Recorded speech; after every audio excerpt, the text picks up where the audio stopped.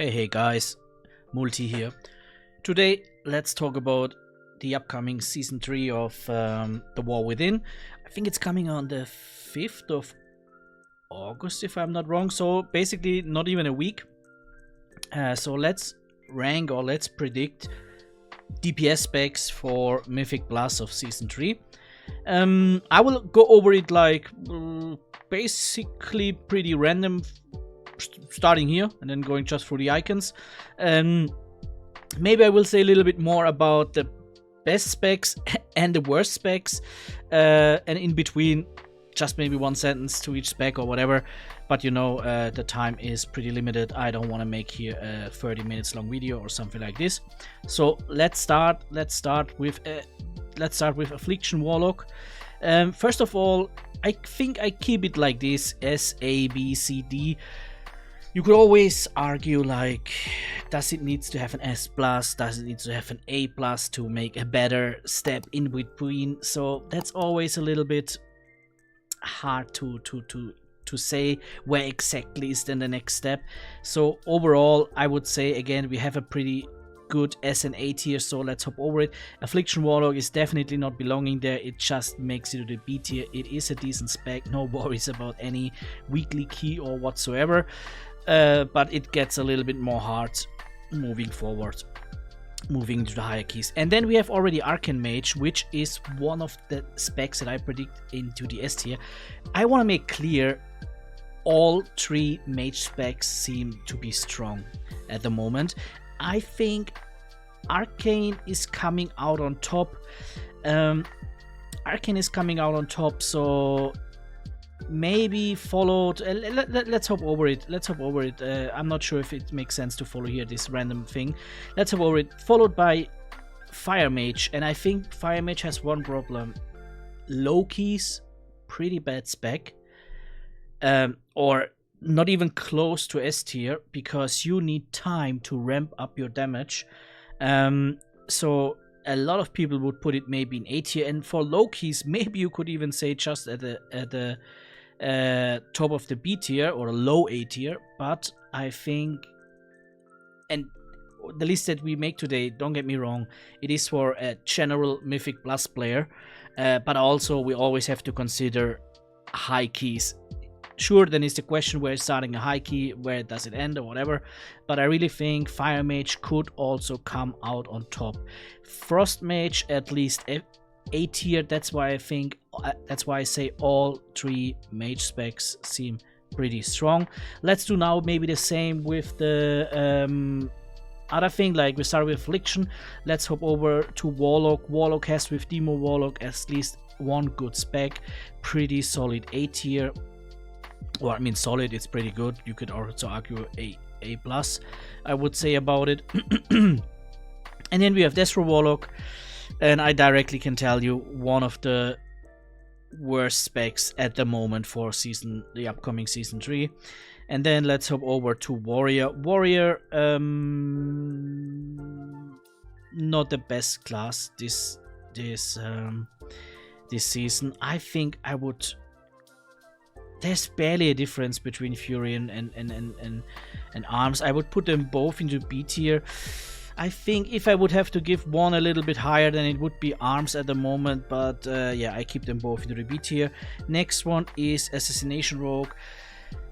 And Rogue is doing decent, especially on Assassination Rogue. Is an A tier spec at the moment. And then we have Outlaw, just B tier.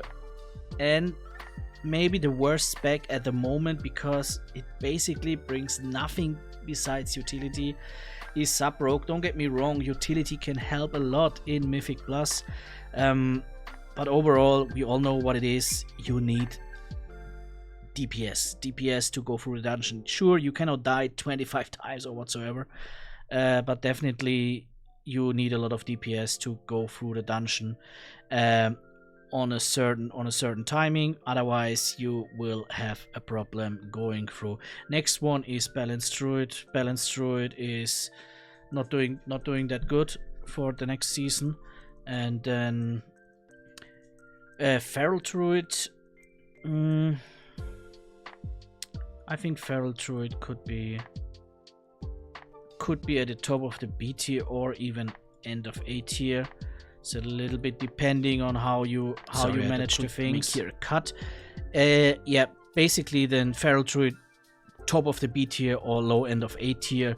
That's always something that is maybe hard to argue about. I give it a benefit of the doubt. I put it into low A tier. Beastmaster Hunter, also pretty strong spec. I think it is also so easy because it's so easy to play. Don't get me wrong, it has a lot of changes through the War Within, which helped a lot. So yeah, it's a pretty good spec. The Evoker doing fine. I put it also maybe more at the end of the A tier. Still pretty bursty, doing good. And then Elemental Shaman. I think Elemental Shaman has a good chance to also make a step into the S tier. I'm pretty sure you will see some tier lists where it's only A tier, but I also give it here the benefit of the doubt that I think Elemental Shaman could be coming out on top. Pretty strong overall, good damage. Enhancer, one of the best melee specs, definitely for the next season. So overall a good spec. Frost Decay, maybe the biggest surprise after, I don't know, when we saw the last time Frost Decay in S tier. Maybe I forget just the season in the past 5, 6, 7 season, but I can barely remember seeing them on top. The last time, really, I don't know when it was the last time that we saw Frost Decay into the S tier. They are very strong, and I think there's a good chance that they are the best spec in Season 3, especially the best melee spec overall. And then Unholy Decay is doing okay, not that bad, not that good, but if you can play Frost Decay, why you should care that much? Havoc Demon Hunter, as always, good mobility, good damage. They are fine here in A tier and in the middle of the A tier. Then we come to Hunter. I already had Beastmaster Hunter and then I forgot, sorry, to add Marksman and Survival. First of all, I want to make Survival, high A tier, low B, low A, high B. I think I put it into the high B tier with a good chance to end up in the A tier. And then Marksman Hunter, for me, a next big surprise, is coming out also for me as one of the S tier specs. Strong damage. That's basically mostly what I have to say. Strong damage overall, which makes them very, very strong.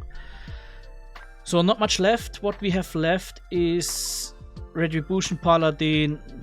Not that great at the moment. I would just put them into the B tier. Yeah, they have utility, but that's basically it. But they do much better than Sub-Rogue.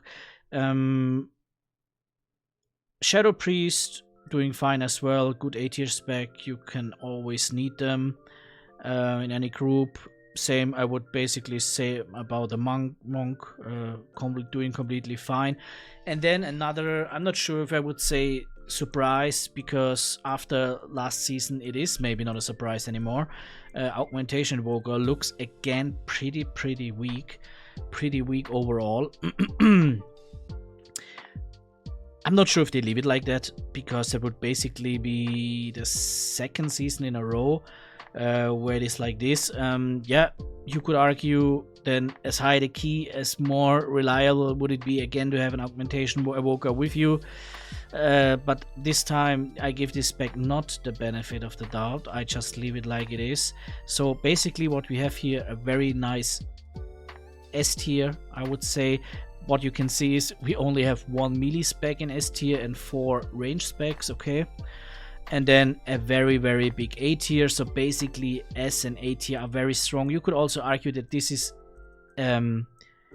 S tier, A+, and then this is A tier, because I also think that those specs, especially with some certain comms, they can do quite well. Or yeah, if you fit in a niche, in a group that basically needs exactly what you can provide to the group. I only think that we have 3 very weak specs. I'm not sure if they, like I said, if they receive an upgrade. I think Subrogue definitely needs something. That damage is really underwhelming, but apart from this, the other ones are fine.